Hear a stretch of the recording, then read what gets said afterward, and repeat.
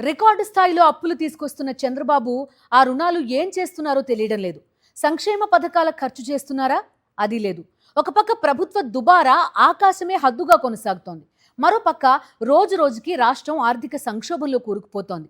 చంద్రబాబు పాలనలో జరుగుతున్న ఆర్థిక విధ్వంసాన్ని నిలదీస్తూ గణాంకాలు, కాగ్ లెక్కలు, సాక్ష్యాలతో సహా మాజీ ముఖ్యమంత్రి వైఎస్ జగన్మోహన్ రెడ్డి అడుగుతున్న ప్రశ్నలకు సీఎం సమాధానం చెప్పకుండా డైవర్షన్ రాజకీయాలకు పాల్పడుతున్నారు. ఆర్థిక మంత్రి పయ్యావుల నోరు మెదపడం లేదు. ఏపీలో జరుగుతున్న ఆర్థిక అరాచకంపై ప్రముఖ journalist Kommineni Srinivasa Rao comment. AP ముఖ్యమంత్రి చంద్రబాబు నాయుడు రాజకీయాల్లో ఒక కొత్త ట్రెండ్ సృష్టించారు. తన రాజకీయ ప్రత్యర్థులపై తూచిన ఆరోపణలు చేయడం, వీలైనంత బురద చల్లడం, తనపై వచ్చే విమర్శలకు సమాధానం చెప్పకుండా డైవర్షన్ రాజకీయాలు చేయడం ఒక విధానంగా మార్చుకున్నారు. కొద్ది రోజుల క్రితం కాగ్ నివేదిక ఆధారంగా వైఎస్ఆర్ కాంగ్రెస్ అధినేత మాజీ ముఖ్యమంత్రి వైఎస్ జగన్ నిర్దిష్ట విమర్శలు చేశారు. పలు ప్రశ్నలు సంధించారు. ఏపీ ఆర్థిక సంక్షోభంలో కూరుకుపోతోందని, దానికి చంద్రబాబు ప్రభుత్వ అస్తవ్యస్త విధానాలు, అవినీతి కారణమని ఆయన ఆరోపించారు. ఏపీలో ఇప్పుడు జరుగుతున్న ఆర్థిక విధ్వంసమని జగన్ అభిప్రాయపడ్డారు. అప్పులు పెరిగిపోయి ఆదాయం తగ్గిపోయిన నేపథ్యాన్ని జగన్ ప్రశ్నించారు. దీనిపై చంద్రబాబు లేదా ఆర్థిక మంత్రి కేశవ్ లేదా కీలక మంత్రి లోకేష్ వంటి వారు ఏమాత్రం స్పందించినట్లు కనిపించలేదు. 2 ఏళ్లలోనే 3.5 లక్షల కోట్లకు పైగా అప్పు చేసి దేశంలోనే చంద్రబాబు ప్రభుత్వం ఒక రికార్డు సృష్టించిందన్న అంశంపై వీరెవరూ ఎందుకు నోరు మెదపలేకపోతున్నారు? నిత్యం గత ప్రభుత్వంపై ఏవేవో ఆరోపణలు చేస్తుంటారు. అసలు విషయాలు మాట్లాడకుండా అసత్యాలు వెల్లవేస్తుంటారన్న విమర్శ ఉంది. చిత్రం ఏమిటంటే ఏపీ ఖనిజాభివృద్ధి సంస్థ ద్వారా 9,000 కోట్ల రూపాయలు అప్పు చేసి దాన్ని రికార్డుల్లో ఆదాయంగా చూపించారట. ఇది వినడానికే గమ్మత్తుగా ఉంది కదా. మనం ఎవరైనా బ్యాంకుల నుంచి రుణం తీసుకుంటే అది ఆదాయంగా భావించి ఖర్చు చేస్తామా? అవసరాలకు వాడుకొని తద్వారా ఏదైనా సంపాదిస్తే ఆ తర్వాత రుణ వాయిదా చెల్లించాక మిగిలిన దాన్ని ఆదాయంగా చూపిస్తాం. కానీ ఇంత పెద్ద ప్రభుత్వం అప్పుల్ని ఆదాయంగా చూపడం ప్రజలను మోసం చేయడం అవుతుందా అవదా అన్న ప్రశ్న వస్తుంది. మరోవైపు సొంత పన్నుల రాబడిలో 3.22% క్షీణించిందని లెక్కలు చెబుతున్నాయి. అయినా 10.7% వృద్ధి రేటు చూపడాన్ని జగన్ తప్పుపట్టారు.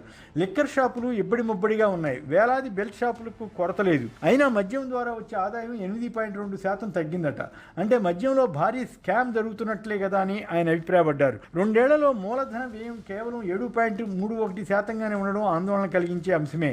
ద్రవ్యలోటు 2 ఏళ్లలో 32% పైకి చేరుకుందని కాగు పేర్కొన్న విషయాన్ని జగన్ ప్రస్తావించారు. సాధారణంగా అయితే ఆర్థిక మంత్రి లేదా ఆ శాఖ అధికారులు దీనిపై వివరణ ఇస్తారు. కానీ వారు కూడా ఎవరూ మాట్లాడడం లేదు. ఈ పరిస్థితి ఇలా ఉంటే జగన్ ప్రభుత్వంలో విధ్వంసం అంటూ పడికట్టు పదాలతో చంద్రబాబు, లోకేష్ వంటి వారు డైలాగులు ప్రచారం చేస్తుంటారు. జగన్ 17 మెడికల్ కాలేజీలను ప్రభుత్వ రంగంలో తీసుకొస్తే వాటిని ప్రైవేటు వారికి అప్పగించాలని ప్రయత్నిస్తున్నారు. జగన్ 4 ఓడరేవులను నిర్మించే పని చేపడితే వాటిని కూడా ప్రైవేటు సంస్థలకు అప్పగిస్తున్నారన్న వార్తలు వచ్చాయి. ఇక తాజాగా ఆర్టీసీని కూడా ప్రైవేటు పరం చేయవలసిందేనని ఆ సంస్థ చైర్మన్ కొనకళ్ళ నారాయణ ప్రకటించారంటే పరిస్థితి అర్థం చేసుకోవచ్చు. బహుశా ప్రభుత్వ పెద్దలు ఎవరైనా సూచిస్తే ఆ ప్రకటన చేసి ఉన్నారేమో తెలియదు. తద్వారా జనంలో తీవ్రమైన వ్యతిరేకత వస్తే ఆయన ఖాతాలో వేయవచ్చు అన్నది ప్రభుత్వ వ్యూహం కావచ్చు. పైగా మహిళలకు ఈ ఉచిత బస్సు స్కీమ్ వల్ల ఆర్టీసీ నష్టపోతోందని, అందువల్ల ప్రైవేటీకరణ చేయాల్సి వస్తుందని అంటున్నారంటే ఏమనుకోవాలి? ఆ వాగ్దానం చేయాలని ఎవరైనా కోరారా?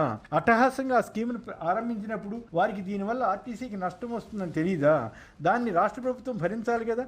అలా కాకుండా ఆర్టీసీని గాలికి వదిలేస్తామంటే ఎలా? ఇప్పుడు ఎలక్ట్రిక్ వాహనాలు కొనాలంటే అన్ని వేల కోట్ల డబ్బు ఎక్కడ ఉందని ఆర్టీసీ చైర్మన్ అమాయకంగా జనాన్ని ప్రశ్నిస్తున్నారు. ఈ మధ్యనే బెస్ట్ రిఫార్మర్ అవార్డును అందుకున్న చంద్రబాబు నాయుడు వీటికి జవాబు ఇవ్వవలసిన పని లేదా?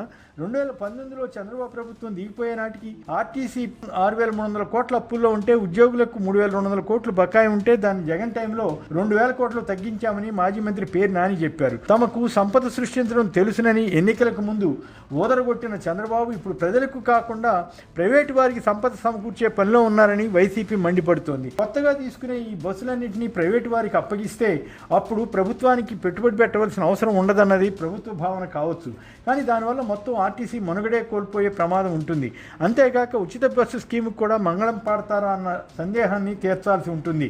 ఒకవైపు రాష్ట్రంలో పెట్టుబడులు వచ్చేస్తున్నాయని ప్రచారం చేసుకోవడానికి ఎవరికి పడితే వారికి రూపాయికి ₹1 భారీగా భూములు కట్టబెడుతున్నారన్న విమర్శ ఉంది. వాటి ద్వారా వచ్చే ఉద్యోగాలు అంతంత మాత్రంగానే కనిపిస్తున్నాయి ప్రస్తుతానికి.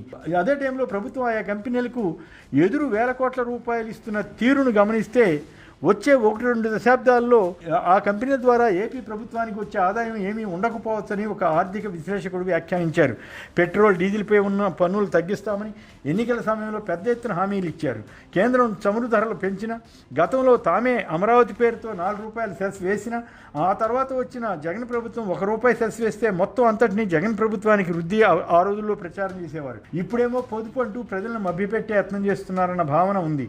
అదే టైంలో చంద్రబాబు, పవన్ కళ్యాణ్, లోకేష్లు మాత్రం ప్రత్యేక విమానాల్లో తిరగడం మానుకోరా అన్న ప్రశ్నలు మీడియాలో కనిపిస్తున్నాయి. నిత్యం ఏదో చోటకు విమానాల్లో, హెలికాప్టర్లో వెళ్లి సభలు పెట్టడం ఆపుతారా లేదా అన్నది తెలియదు. అమరావతి పేరుతో జరుగుతున్న దుబారాను అరికట్టడం లేదు.